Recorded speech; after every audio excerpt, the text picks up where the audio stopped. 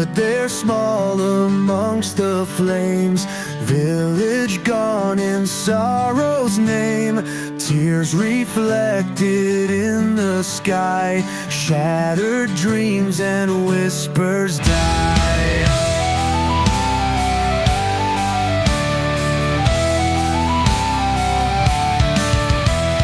Smoke and ashes fill the air, memories lost in deep despair. She clutches dolls of vanished past in chaos where the shadows cast. Embers of yesterday burn the night away.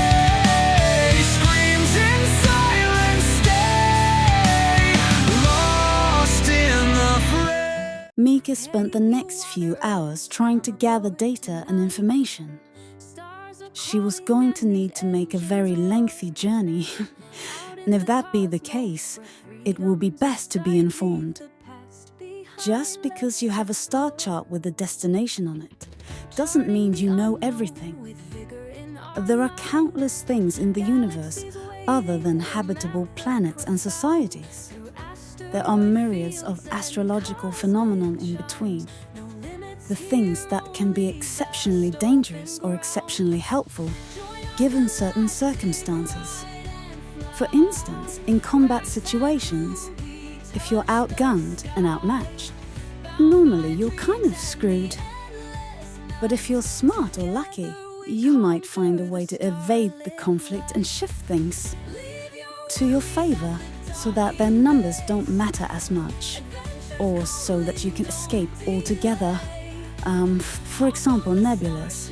Basically just swirling clouds of gas that float in space, basically. Yet stars that haven't become stars yet have dense levels of elemental gases in 10. To have energy fluctuations and surges throughout them. A bunch of things that really mess with all forms of sensory technology, including sight. Basically, once you go into one, you're next to blind in all senses of the word. So basically, if you're in a dogfight and you fly into a nebula, the only form of navigation that you'll have is whatever knowledge you have about the nebula and its size itself, its general shape, and the distance since you entered, meaning that navigating yourself within the nebula comes down to remembering when you entered and setting a destination on where you're leaving the nebula. And with any number of infinite directions you can travel, there's no way that anyone can pinpoint the exact location that you'll exit the nebula. They'll lose you completely. And that's if you don't find some way to attack them while they're in it, fighting.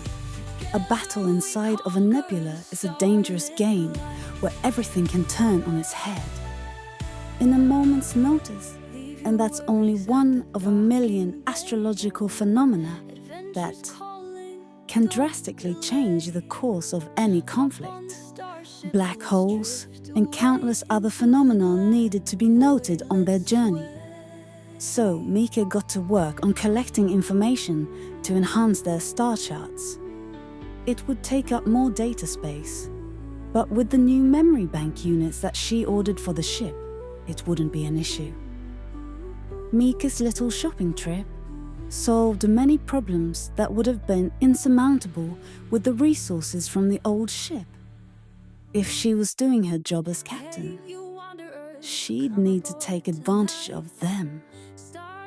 After doing a fair amount of searching and bartering with information brokers, Mika was able to collect a very large amount of data on all of the spatial phenomena that she might come across in her journey, after which they began their return trip to Exoval, where Mika, how calm could relax in her own room, whilst looking over the data pad for the new crew members that she hired on. All of the members that had left had been removed from the roster, leaving only her. Official crew members left, and it was going to be a long and tedious process to sort through them. and fairly judge their experience in order to assign them rank and status. Mika and Rami entered the lift that took them to the construction dock, where they'd be able to enter the ship via a docking station. But as they exited the elevator, they saw a surprising sight.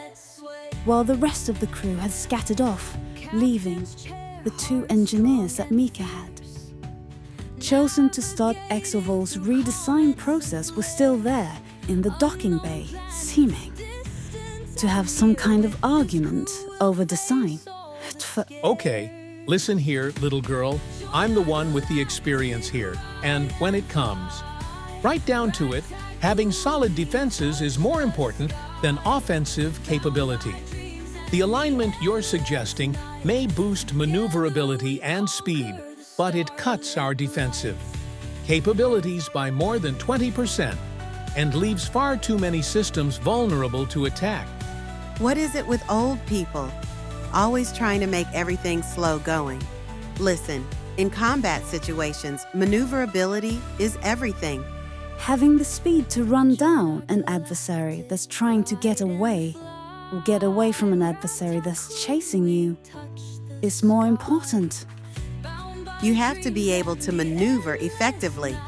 There's no use in having better armament if you can't get away when you need to. Move yourself out of bad situations or stay on par with quick ships. All having a higher armor level will do for you at that point is increase the number of shots that you take before you blow up. The design elements are clear here. The captain also said that we'd be taking on countless different kinds of missions, not just war ones. Battle isn't the only thing we have to be concerned about. The design you're suggesting would highly limit the ship's other capabilities.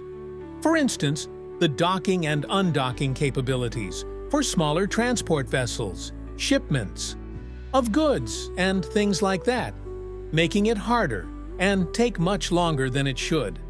Oh, that's a great idea. Trade being blown up in combat for the ability to ship goods quickly. That sounds like a great trade. If you're suicidal freaking geezer. They shouted back and forth at each other as Mika and Rami approached. Well, I didn't expect to see you two out here. I thought you would have taken the datapad elsewhere. Gone home, perhaps? Or found a nice bar to drink in while you do this. No way. The young engineer who said her name was Mia said, When you're an engineer, presence is everything. At first, I thought it might be a bit of a boring task, but after seeing this ship's capabilities, it's an engineer's daydream, a ship that can alter itself on every fundamental level, changing its form and status whenever it wants. It's a wet dream, and there's no better place to be when you're working on something like that than at the location. Ugh, well, I hate to agree with her, but in this instance, she's correct. The older gentleman, claiming his name was Oscar, replied, Maybe you can sort this out, Captain. We have two different design aesthetics. Perhaps you could tell us which one you want to go with, he said, starting forward the data pad. Mika grasped it and began to look over the information. As he suggested, there were two separate designs that had been input into the system. One was more in class with a high maneuverability battleship, while the other far more stressed. Defense and overall functionality in all aspects. The one with the higher combat capabilities stuck closer to the arrowhead-style design that exoval already had, while the one that stressed defense seemed to take more of a diamond shape, and each one had readouts for offensive capabilities, defensive capabilities, and the capabilities of other things like energy consumption, dock accessibility, and other such variables. But the shape differential wasn't really the primary source of the problem. It was the dispersal of armament across the surface of the vessel.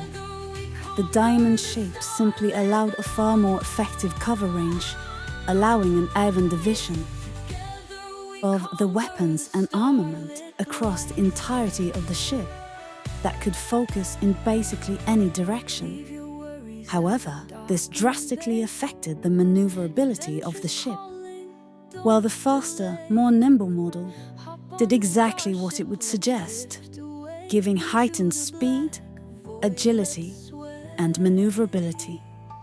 But the problem was, the format limited the weapon's range, leaving some blind spots where enemies could slip in and made it less effective at firing at enemies from behind. Mika looked it over, and it was a difficult choice.